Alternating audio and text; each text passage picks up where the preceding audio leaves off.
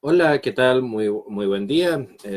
Dios les bendiga. Les saluda vuestro servidor, Andrés San Martín Arrizaga, desde Temuco, Chile, y les saludo en nombre de Academia Cristo y de la Iglesia Luterana Confesional. El tema que les quiero compartir en el día de hoy está titulado bajo el nombre El cristiano y los valores, la ética cristiana. En primer lugar, comprendamos, o para tener una definición estándar de lo que significan estos conceptos. En primer lugar, ¿qué significa la palabra valores o cómo se le define? Y se le define como aquellos principios, virtudes o cualidades que caracterizan a una persona, una acción o un objeto que se consideran típicamente positivos o de gran importancia para un grupo social. Por tanto, los valores se pueden clasificar por su importancia según la prioridad que cada persona le dé o cada sociedad le dé. En segundo lugar, ¿qué es la ética? La ética es el estudio de la moral y la acción humana. La acción, insisto, humana. El concepto proviene del término griego éticos, que significa carácter. Una sentencia ética es una declaración moral que elabora afirmaciones y define lo que es bueno y lo que es malo, obligatorio, permitido, prohibido, etc., referente a una acción o a una decisión. Por lo tanto, es algo más bien teórico, la ética. La moral, sin embargo, es un conjunto de normas, valores, creencias existentes y aceptadas en una sociedad o grupo de personas que viven que sirven de modelo de conducta y valoración para establecer lo que está bien y lo que está mal. O sea, en ambos, las tres definiciones que les acabo de dar, valores, ética, moral, de una u otra manera convergen en lo mismo. ¿Qué es lo bueno y qué es lo malo? ¿Qué es lo que se debe hacer y qué es lo que no? ¿Qué es correcto o incorrecto? Por ejemplo, como ciudadano chileno, usted obviamente puede que pertenezca a otro país, tengo este texto: la Constitución Política de la República de Chile, que es el conjunto central de leyes que determinan lo que es bueno o lo que se permite y lo que no se permite hacer, en este caso en mi país. Existen obviamente, cada país tiene su propia constitución y que, de nuevo, insisto, determinan lo que está permitido y lo que no está permitido legalmente en algún país. La constitución política vigente más antigua es la de Estados Unidos, y posteriormente a eso le sigue la de México. Creo que la de Estados Unidos es de 1783. Pero la pregunta, obviamente, teniendo en cuenta que este es un estudio cristiano, es eh, ¿por qué debemos tener una ética, valores y moral nosotros los creyentes? En primer lugar, debemos recordar que a causa del pecado, del cual todos somos culpables, todos tenemos pecado. Por ejemplo, como lo declara Romanos 3. Vamos a la Biblia.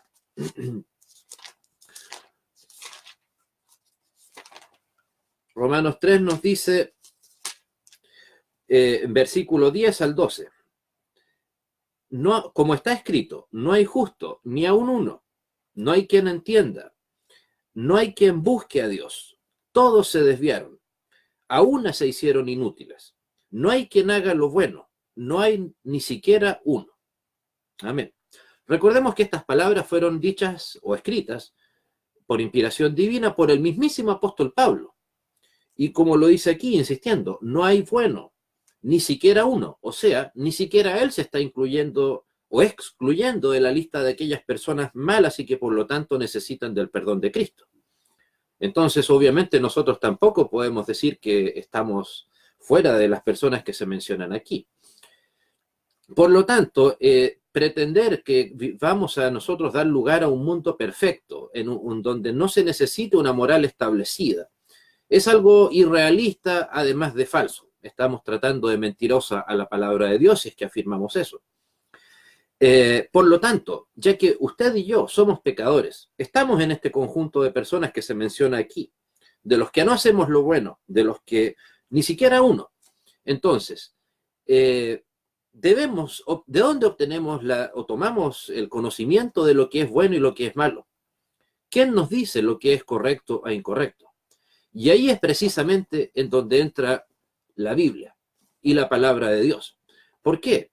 Porque nosotros, si somos pecadores, ¿cómo vamos a decidir correctamente lo que es bueno y lo que es malo? Lo que está bien, lo que está permitido y no permitido para nosotros. Si somos malos por naturaleza, si estamos corrompidos por el pecado, perdonados por Cristo, pero corrompidos por el pecado de todas maneras, aún así, entonces no podemos ser nosotros los que decidamos, ok, reunámonos en conjunto y veamos qué es lo que es mejor o peor para nosotros, lo que está bien o mal para nosotros. El ser humano lo ha intentado hacer eso desde que se sabe de su existencia, tanto en el relato bíblico como en la historia. Cualquier libro de historia lo puede constatar eso. Y ha demostrado lamentablemente el ser humano que esa capacidad de decidir lo bueno y lo malo no la ha logrado encontrar. Por lo tanto, ahí es donde entra, insisto, Dios por medio de su palabra. Porque ya que el pecador no puede dejar su pecado, entonces necesita a un ser superior, a Dios, que a su vez es santo, y que deje claro lo que es vivir o no es vivir en pecado. Por lo tanto, que deje claro lo que es vivir ética, valórica y moralmente. Entonces, obviamente, para nosotros, obviamente como cristianos, aceptamos o reconocemos, más que aceptamos, que la Biblia es el conjunto de enseñanzas de Dios que nos dicen no solamente las enseñanzas doctrinales, sino también lo que es bueno y lo que es malo. Pero sin embargo, dentro de la palabra de Dios tenemos dos conjuntos de textos que nos dicen precisamente, tal vez con mayor precisión, lo que es bueno y lo que es malo, lo que es permitido y no permitido por Dios. En primer lugar, me refiero a Éxodo 20, los 10 mandamientos. No es necesario entrar a analizarlos uno por uno porque probablemente ustedes los conocen, pero piensen, nos dice que no tengamos dioses ajenos, que no nos inclinemos a estatuas, a esos dioses ajenos, perdón, que no deshonremos a Dios, que descansemos. O sea, para la Biblia nos enseña que tenemos el derecho, que es un valor, el descanso, el derecho al descanso, cosa que literalmente ninguna otra religión hace, al menos de manera organizada. Que nos dice que tenemos derecho a adorar a Dios un día en particular. Después nos habla del amor a la familia, honra a tu padre y a tu madre, y por lo tanto el respeto. No matarás, no necesita mayores explicaciones, no cometerás adulterio, no hurtarás, no codiciarás. Imagínense, solamente si cumpliéramos a plenitud uno solo de estos 10 mandamientos, imagínense la sociedad en la que pudiésemos vivir. Si todo el mundo cumpliera, aunque sea a plenitud, uno solo de estos mandamientos, cuán distinto sería el mundo en el que nos tocaría vivir. Pero como no vivimos en ese mundo, lamentablemente, es que necesitamos que Dios nos dé el conjunto de leyes que nos diga qué es lo correcto y lo incorrecto. Y como el otro gran resumen, hablando en palabras bien gruesas, ¿cuál es el otro conjunto de textos bíblicos que nos hablan de lo que es bueno y lo que es malo? Que nos dejan claro lo que es bueno y lo que es malo. Me refiero a Mateo capítulo 5, capítulo 5, 6 y 7. ¿Qué nombre tiene este conjunto de textos? El famosísimo y bendito Sermón del Monte. Piensen en la cantidad de enseñanzas éticas y morales, no solo doctrinales, que por cierto son muy importantes que estén también, pero también aquí Cristo no solamente nos dijo, ok, crean en tal o cual de doctrina, cosa que por cierto la hizo, sino también la mejor manera que tienen ustedes para vivir es esta. Solo para mencionar algunos ejemplos. Por ejemplo,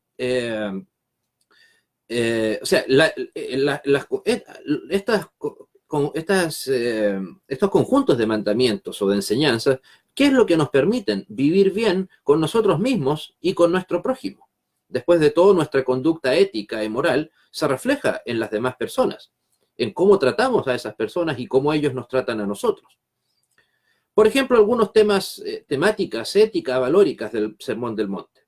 Por ejemplo, el derecho a la felicidad la sal de la tierra, tenemos que ser sal de la tierra, o sea, la bendición de poder bendecir a otros, de hacer el bien a los demás, de no guardar ira, de reconciliarnos con nuestros hermanos, no al adulterio, no a cuidar el matrimonio, no mentir habiendo jurado, o es más, ni siquiera bajo juramento, no mentir, simplemente. Todo esto centrado en ¿qué? En el amor. Y un amor incluso muy particular, incluso el amor al enemigo. Como nos dice ama a tu enemigo, ora por quien te maldice, por quien te persigue. Pues bueno, esta es una enseñanza que puede resultar, y de hecho bastante polémica. Dice, ¿cómo vamos a ser masoquistas? Vamos a estar amando. Pensemos, estas palabras Cristo las dijo a un pueblo como el de Israel, que estaba bajo el yugo del Imperio Romano, ¿no? Israel obviamente no era un país independiente que tomara sus propias decisiones, ni en lo político, ni en lo moral, ni en lo económico, de ninguna manera. No, estaban subyugados bajo el Imperio Romano. Entonces, obviamente puede surgir la pregunta, ¿cómo una persona moral le va a decir, o una persona con sentido común, con decencia y con moral, le va a decir a un pueblo subyugado que ame a su enemigo? Pues bueno, no es tan simple como simplemente amar de una manera masoquista y permitir el agravio. O sea, con toda seguridad ese fue uno de los principales problemas que tuvo Jesús con sus adversarios. Que ellos obviamente, si Jesús les hubiera dicho todo lo contrario, odian a sus enemigos, y el principal enemigo de los judíos eran los romanos, era precisamente, habría sido totalmente distinta a la historia de Cristo. Habría sido muy bien recibido por los líderes judíos. Habrían recibido a ese Mesías militar político que ellos tanto esperaban. No el libertador del pecado, sino que habrían recibido al libertador que hubieran tenido del Imperio Romano. La diferencia es que Cristo nos libró del pecado para siempre, mientras que el Imperio Romano duró apenas 400 años más después de la vida de Jesús, y ese imperio desapareció. O sea, habría sido una liberación, claro, muy agradable. Por supuesto que no le gusta dejar el yugo de cualquier tipo, más aún de un imperio tan cruel como el romano, pero habría sido una libertad temporal, que habría durado unas cuantas generaciones y quizás tal vez después habrían caído en manos de otro imperio. O sea, entonces, ¿por qué insisto en lo polémico que se puede considerar este versículo? Ama a tu enemigo. Insisto, piénsenlo en lo siguiente. Israel es un país minúsculo hasta el día de hoy. En la época de Jesús, no sé, algunos hablan de 1 millón, otros de 2 millones, otros de 3 millones, cuando mucho, de habitantes. Aunque hubieran sido 5, por dar una cifra exagerada, que por cierto es muy exagerada, 5 millones. Pero, ¿qué hubiera obtenido Cristo diciéndole, ya sea solo a sus 12 apóstoles y a sus discípulos, a sus seguidores cercanos, odian a sus enemigos, odian al Imperio Romano y luchan en contra de él, con furia, luchan en contra de él, en vez de haberlos llamado al amor, que es lo que hizo Cristo? Pensemos, o sea, lamentablemente, por no hacer caso a esta enseñanza de Jesús, ¿qué hicieron los romanos el año 70? Cuando los judíos intentaron sublevarse en contra del Imperio Romano. Pues bueno, todo Israel quedó totalmente destruida. El ejemplo tal vez más elocuente es el templo de Jerusalén, que hasta el día de hoy solamente queda una sola muralla, el famoso muro de los lamentos. Entonces, ¿Jesús hubiera obtenido algo diciéndole a sus seguidores, odian a los romanos y levántense en armas en contra de él? Absolutamente no. Probablemente si Jesús hubiera hecho eso, el cristianismo ni siquiera habría entrado en la historia. Habría sido sometido cruel y brutalmente, como lo fue el pueblo judío posteriormente, como lo decía, en el año 70. En otras palabras, cuando Jesús le dice, ama a tu enemigo a la gente, es literalmente una muestra de amor hacia ellos. Indirectamente les está diciendo, por favor, no piensen en el enemigo que tienen enfrente, los romanos. Ustedes no lo van a vencer. No había manera de que eso sucediera. Y obviamente tampoco sucedió. Y la venganza de los romanos el año 70 fue absolutamente cruel. Imagínense una venganza que llevó a la diáspora judía que duró hasta el 18 de abril de 1948.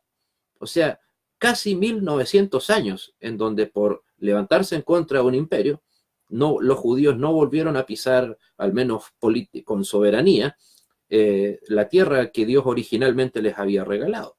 Entonces, insisto, ese amor al enemigo del que les habló Jesús, ese valor, esa conducta ética tan fundamental para usted y para mí, sin duda era una muestra de amor para los judíos. Y los judíos, por no haberla escuchado, tuvieron lamentablemente para ellos que pagar las consecuencias, insisto, con todo lo que eso implica.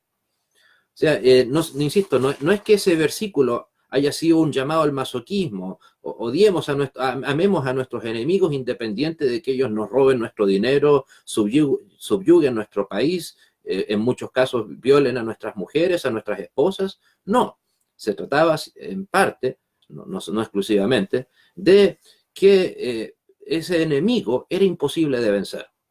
Y de hecho así fue. Entonces, otro de las tantas enseñanzas que se figuran en ético-morales, que figuran en el Sermón del Monte, está el no buscar la fama, el aplauso de los demás, o que si actuamos hemos de actuar por amor, no buscar la fama por lo tanto. O también ampararnos ante Dios en la oración, o sea, también eso está vinculado al amor, a la humildad. No el amor a la riqueza, por lo tanto el valor de alejarnos de la codicia. No juzgar a fin de que no seamos juzgados nosotros también. Amar al prójimo, tratarle como deseamos que él nos trate a nosotros.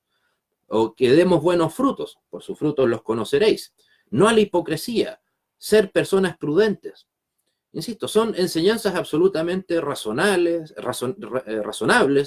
que no solo debería esperarse de un cristiano, de un creyente, sino de cualquier persona.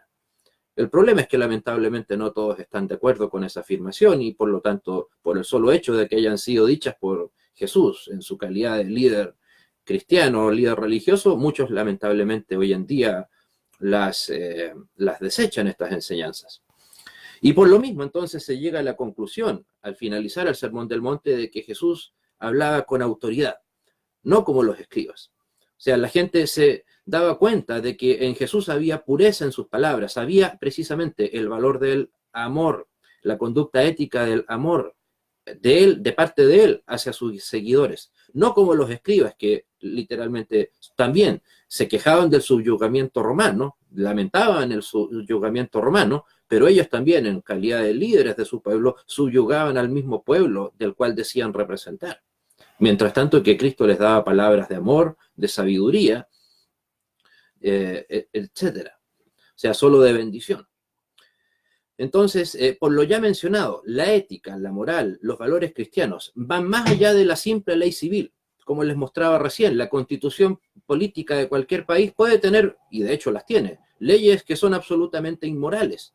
Ni siquiera, obviamente, que son también y contrarias a la ética cristiana. El aborto está permitido en buena parte del mundo. En algunos casos más radicales, lamentablemente, incluso la pedofilia está legalizada en algunos países de Europa. Por lo tanto, eso es lo bello de la ética y la moral cristiana y de las enseñanzas cristianas, por lo tanto, que van más allá de lo simple que puede hacer la ley y que además esas enseñanzas nos permiten una vida buena, una vida que nos permite la felicidad, un derecho que hoy en día, o un hecho que es tan visto con tanta cotidianidad en el día de hoy, el derecho a la felicidad, que por lo mismo la gente no lo valora. Pero si lo piensan o revisen las leyes de sus países, ¿cuántas leyes de su país o del mío propio le garantizan el derecho a la felicidad de manera explícita? Cuando mucho, si mal no recuerdo, en la Declaración de Independencia de Estados Unidos se habla de que Dios nos ha dado el derecho a la vida, a la libertad y a la búsqueda de la felicidad. Mientras que las enseñanzas de Cristo nos ofrecen la felicidad. No es ni siquiera un bien a alcanzar posteriormente, no. Dios anhela nuestra felicidad. Bienaventurados, palabra sinónimo prácticamente de felicidad. Y entonces, en ese contexto, ¿puede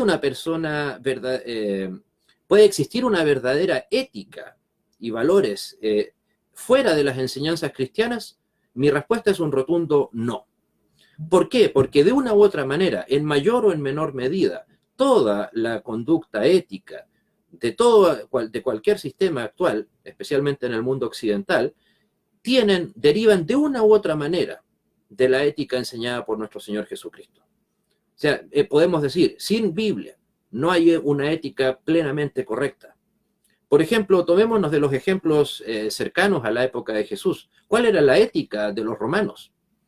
Es un imperio que se imaginarán que si partió el año 713 a.C.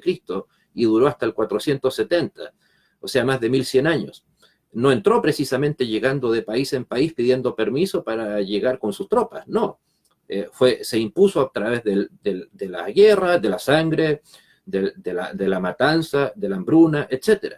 Por lo tanto, el concepto de amor, que es tan fundamental en la ética cristiana, o de hecho ni siquiera podemos decir fundamental, es inherente, es propio de la naturaleza cristiana, de la enseñanza cristiana.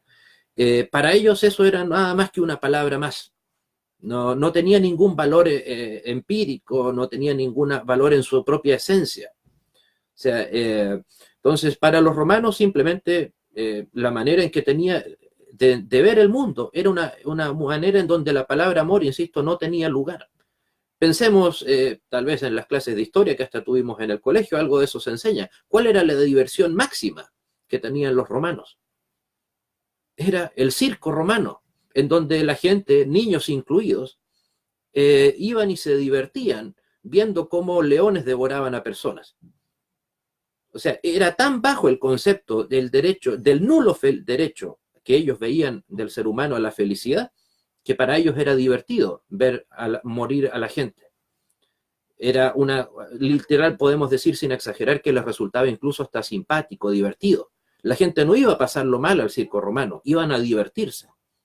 En la Roma de la época de Jesús, o al menos o posterior incluso, cuando se disolvió el Imperio Romano, en el siglo V, aproximadamente la mitad de la población de lo que ahora es Italia, o sea, el centro del Imperio Romano, eran esclavos. O sea, el derecho a la libertad tampoco existía. No, o sea, usted podía eventualmente contraer una deuda económica por un bajo dinero y se convertía de manera inmediata en un esclavo.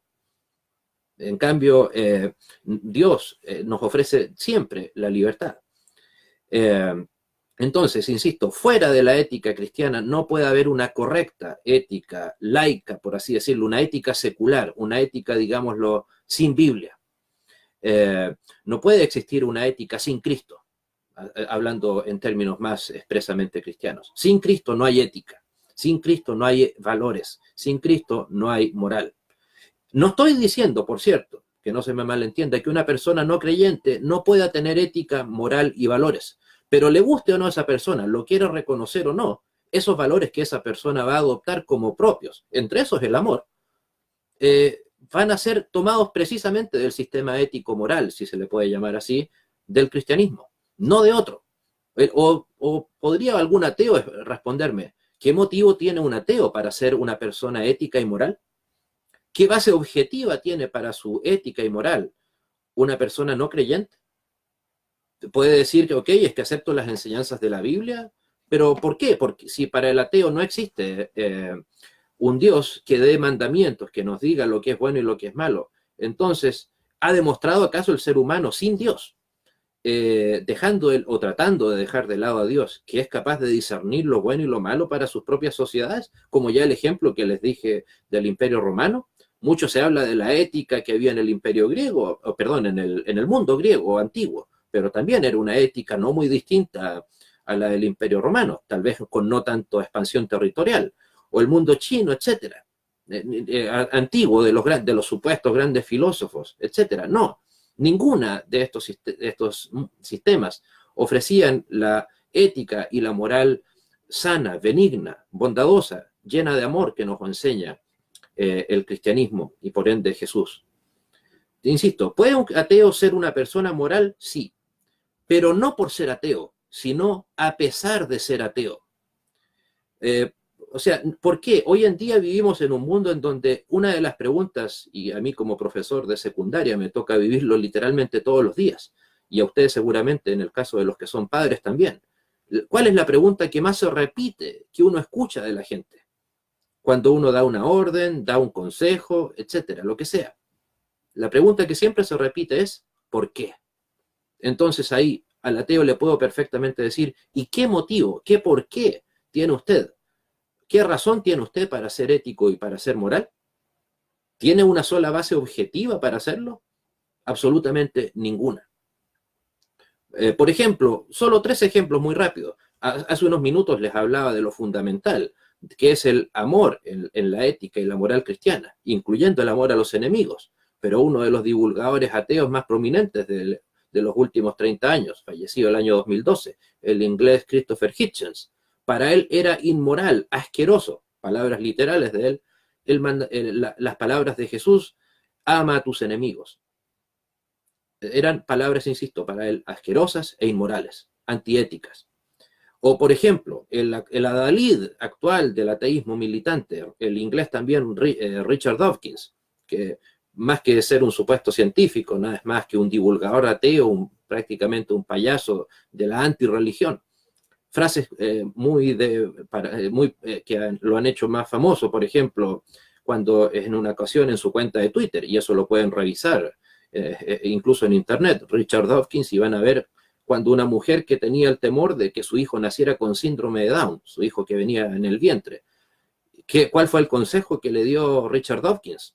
Abórtalo y vuélvelo a intentar, en el caso de que el niño tuviera síndrome de Down. O sea, es más, incluso en un tweet siguiente escribe, sería inmoral no abortarlo. O sea, le niega antes de nacer a esa persona por el solo hecho de tener un problema de salud, un problema, como queramos describirlo, un síndrome, le negaba el derecho a vivir. ¿Por qué? Porque para personas inmorales como ella, es más barato pagar un funeral que pagar un tratamiento médico. Él, como científico, en lugar de haber dicho, era esperable que hubiese dicho, bueno, la ciencia va a encontrar una solución para ti. No, pero ¿cuál fue su respuesta? Abórtalo y vuélvelo a intentar.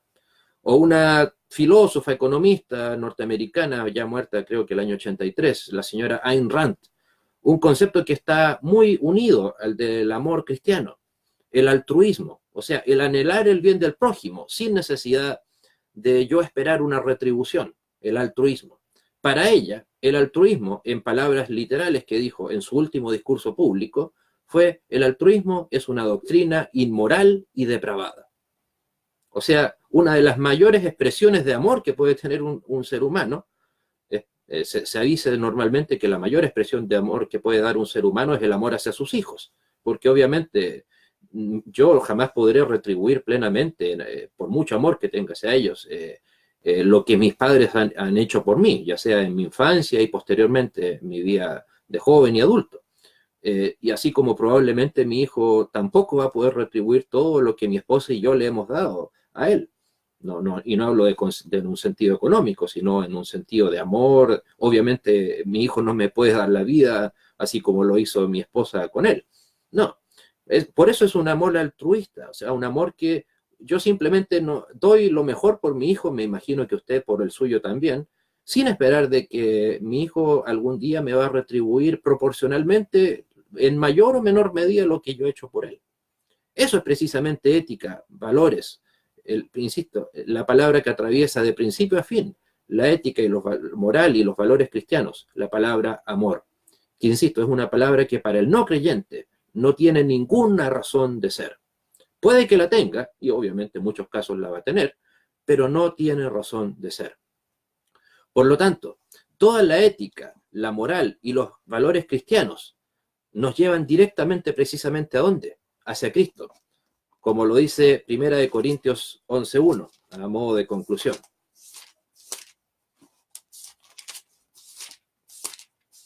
Nos dice la palabra en 1 Corintios 11:1, sed imitadores de mí, así como yo de Cristo. Por lo tanto, la ética y la moral del creyente deben ser literalmente, y espero así sea, es mi oración, una línea directa entre nuestro Señor Jesucristo y nosotros. Por lo tanto, ¿por qué? Porque Cristo fue plenamente ético, fue plenamente valórico, perfectamente ético. Que Dios les bendiga y nos encontramos en una próxima oportunidad. Hasta pronto.